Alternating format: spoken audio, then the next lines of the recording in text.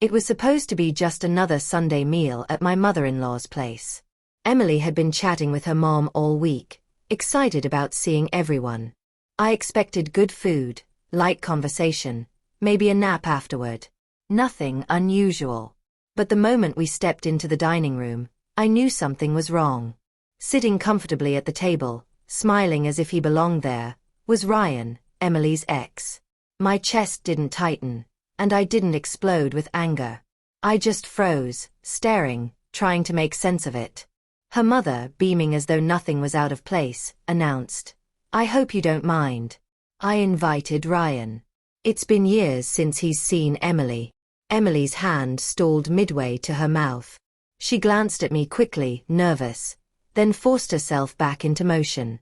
I nodded politely, stretching a smile across my face, but in my head, the questions had already begun.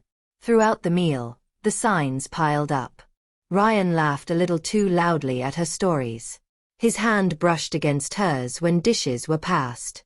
She would look away, cheeks tinged with pink. I tried convincing myself it was just the awkwardness of their history. But when I left the table for a refill, I caught their voices in the kitchen, hushed, close, more intimate than casual talk. I didn't catch every word, but Ryan's voice was clear enough.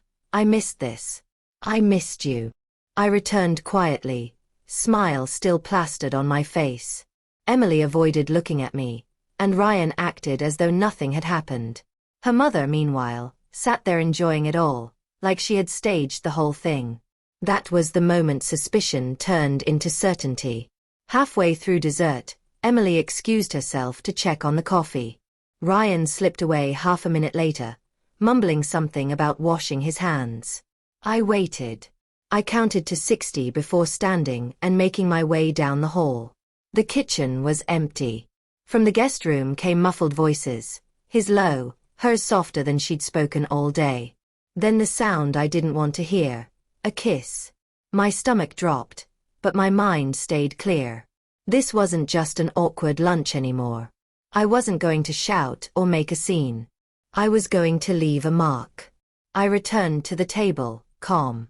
A few minutes later, they came back, flushed, pretending everything was normal. I smiled at them, the kind of smile that hides a blade.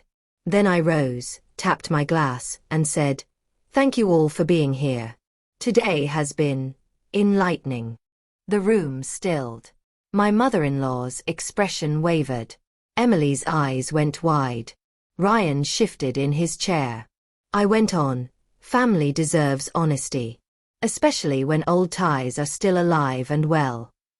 That was all I needed to say. I placed my napkin down, grabbed my jacket, and walked out. On the drive home, I ignored Emily's calls and frantic texts. When she finally caught up at the house, tears streaming, she begged me to believe her. She said it was a mistake, that she hadn't known her mother would bring Ryan. But her broken explanations told me more than her words. This wasn't their first stolen moment. The following days were cold. I moved into the guest room and started piecing things together. Messages. Call logs. Patterns she thought I wouldn't notice. The deeper I looked, the clearer it became. Late-night texts, deleted numbers, even a hotel receipt from the night she claimed to be working late. When I confronted her again, I didn't shout. I laid out the evidence one by one. She collapsed under it, crying, pleading for forgiveness. But it was already too late. The betrayal wasn't just in secret. It had been shoved in my face at a family table. I filed for divorce within the week. I didn't tell anyone directly, but word spread quickly. Emily faced the questions herself, and even her mother stopped calling me. I stayed civil, but distant. She could clean up the mess she made. Looking back, staying calm at that lunch was the smartest choice. Rage fades fast. Silence lingers. Emily and Ryan tried being together after the divorce, but it fizzled out. As for me, I walked away with my dignity, and the relief of knowing I'll never have to sit through another one of those family gatherings again.